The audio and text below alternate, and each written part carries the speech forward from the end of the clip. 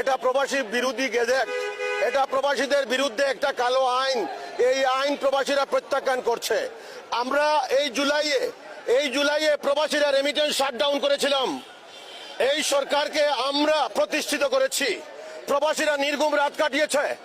যখন বাংলাদেশে ফেসবুক বন্ধ ছিল, সবকিছু বন্ধ ছিল, আমরা প্রবাসীরা এই আন্দোলনকে একাত্মতা ঘোষণা করে রেমিটেন্স শাটডাউন করেছিলাম। কিন্তু আজকে আমরা বঞ্চিত হয়েছি। এই সরকারের কাছে আমাদের প্রশ্ন, এই সরকারের কাছে আমাদের প্রশ্ন, আমরা কি পেলাম? আমাদেরকে কি দিয়েছেন? এই উপদেষ্টা মণ্ডলীর মধ্যে প্রবাসীরা কেউ আছে? যাদেরকে রেখেছেন তারা আমেরিকা আর ব্রিটিশ, মধ্যপ্রাচ্যের কোনো প্রবাসীকে রাখেন নাই। প্রবাসীদের নিয়ে কোনো সংস্কার আইন করেন নাই। প্রবাসীদের নিয়ে কোনো কমিশন করেন নাই। আমাদের দাবি মানতে হবে।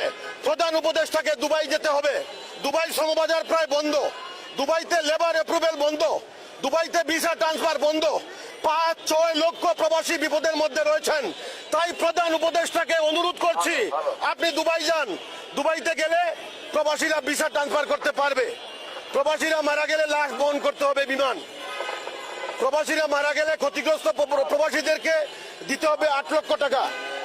শেষ জীবনে প্রবাসীদেরকে দিতে হবে মুক্তিযোদ্ধাদের মতো ভাতা। সরকার যদি আমাদের এই দাবি পূরণ না করে, তাহলে আমরা যমুনাতে যাব না, গঙ্গাতে যাব না, আমরা রেমিটেন্স শাটডাউন করে দিব।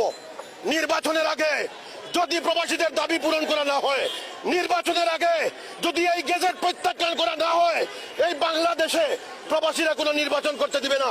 তাই প্রবাসীরা বাঁচলে বাংলাদেশ বাঁচবে, প্রবাসীরা বাঁচলে বাংলাদেশ বাঁচবে। প্রবাসীরা বাঁচান, দুবাই প্রবাসীদেরকে বাঁচান, মালয়েশিয়ার প্রবাসীদেরকে বাঁচান। প্রবাসীদের অধিকার আদায় করার জন্য মাননীয় প্রধান উপদেষ্টা, এটা আমাদের মিস কল। এই প্রেস কনফারেন্স, এই মানববন্ধন, এটা মিস কল। আমরা যমুনায় যাব না।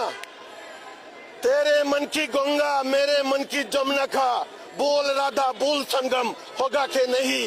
আপনার সাথে কোনো মিলন হবে না, কোনো সঙ্গম হবে না।